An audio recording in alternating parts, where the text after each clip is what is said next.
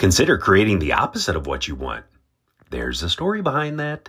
This is your daily message from chat number 828 to upgrade your mental game today by telling yourself a better story, because the most important story you hear is the story you tell yourself. And this message is dedicated to Heather Shirey on her birthday.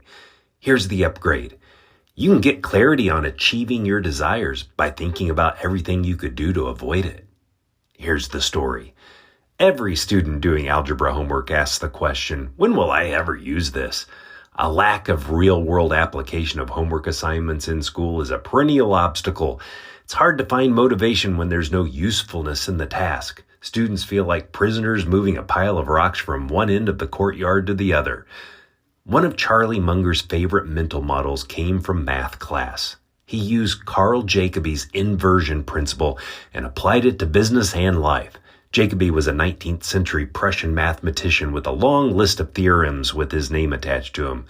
The title, All I Want to Know is Where I'm Going to Die, So I'll Never Go There, about Munger and Buffett's investing, is an example of inversion. Jacobi would advise students trying to come up with theses topics, invert, always invert. Munger took the advice to heart. Whether it was his working as a meteorologist or investing, thinking in reverse was a tool he would always turn to. In Poor Charlie's Almanac, he says, "It is the nature of things, as Jacobi knew, that many hard problems are best solved only when they are addressed backward." This turns negative thinking upside down. A husband could ask themselves, what would I need to do every day to be a terrible husband? Or a business could ask, what could we focus on that would really turn off our customers? It's weird to think about the opposite of what you want. The ancient philosophers called this premeditatio malorum, which means premeditation of evils. There is something positive about picturing negative outcomes. The better story to tell yourself is, thinking in reverse helps me move forward.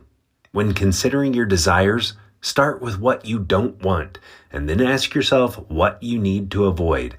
This is achievement through avoidance. The smart move is sometimes simply avoiding stupid ones. Tell me a story of thinking upside down to fromchadsmith@gmail.com. Will you send this to someone you think would benefit from this story right now? You can download my book, The Most Powerful Story in the World, by going to fromchad.gumroad.com. The transcript of this message and hundreds of others are always available at www.fromchad.com.